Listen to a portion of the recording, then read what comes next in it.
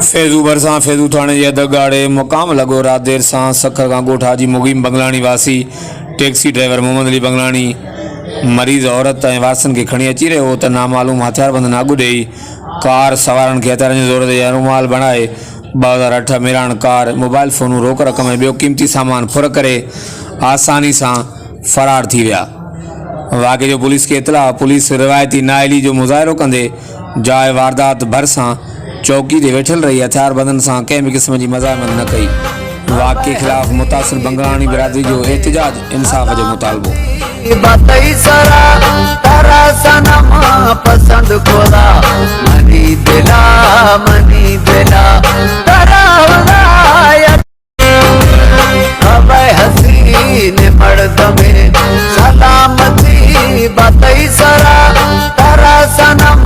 पसंद खोला मनी दिला मनी